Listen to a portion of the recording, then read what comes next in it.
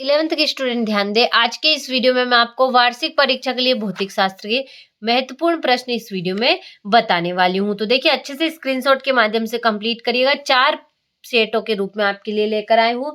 तो ए सेट आपका कंप्लीट हो चुका है। इस वीडियो में आपको आपका बी सेट बताने वाली हूँ। तो देखिए पहला प्रश्न है आपका, सही विकल्प चुनकर लिखिए। तो प्रकाश वर्ष मात्रक है तो दूरी का।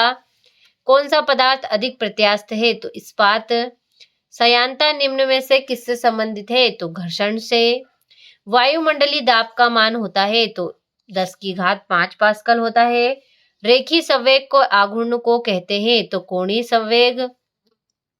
रेखीय संवेग के आघूर्ण को कोणीय संवेग कहते हैं। तो देखिए इस तरीके से आपका पहला प्रश्न आंसर सही कंप्लीट हुआ। दूसरा प्रश्न है आपका, रिक्त स्थानों की पूर्ति कीजिए। तो सेकेंडी लोलक का आवर्तकाल सेकेंड होता है। शक्ति एक अदिश राशि है। एसआई पद्धति में कार्य का निरपेक्ष मात्रक जूल है। कोणीय वेग का सूत्र W=d∠dt है।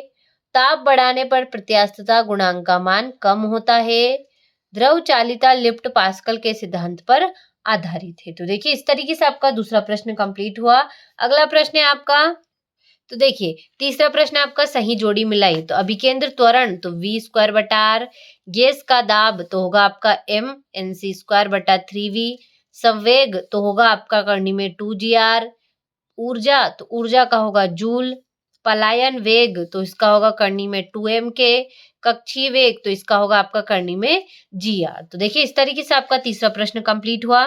चौथा है आपका, एक शब्द वाक्य में उत्तर लिखिए। तो अच्छे से इन प्रश्नों का स्क्रीनशॉट ले लीजिए और इन्हें कंप्लीट करिएगा। पांचवा है आपका, सत्य सत्य लिखिए। तो एक अश्व शक्ति 74.6 वाट के बराबर है तो असत्य होगा। आवृत्ति का विमी सूत्र mLT1 है तो सत्य। सरल आवर्त गति में त्वरण अल्फा का सूत्र होता है तो सत्य होगा। किसी गैस की माध्य गतिज ऊर्जा उसके परमताप के व्यतक्रमानुपाती होती है तो ये आपका सत्य है।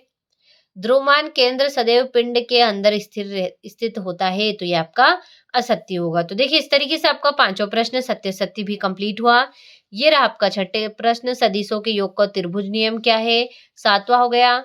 इस तरीके से इन प्रश्नों का आप अच्छे से स्क्रीनशॉट ले और कंप्लीट करिए। मोस्ट इंपोर्टेंट क्वेश्चन आपके लिए ये होने वाले हैं, तो अच्छे से स्क्रीनशॉट ले और कंप्लीट करें। तो देखिए 11वां हो गया आपका, 12वां।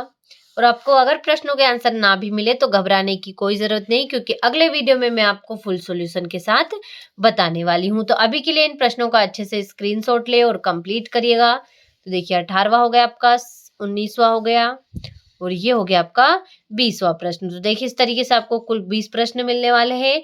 और हाँ, रियल पेपर के चक्कर में बिल्कुल भी मत रहिएगा, क्योंकि रियल पेपर आप किसी को भी नहीं मिलता है। तो अभी के लिए इन प्रश्नों को अच्छे से स्क्रीनशॉट के माध्यम से कंप्लीट करिए। मोस्ट इंपोर्टेंट क्वेश्चन आपके लिए होने वाले हैं एक तरीके से।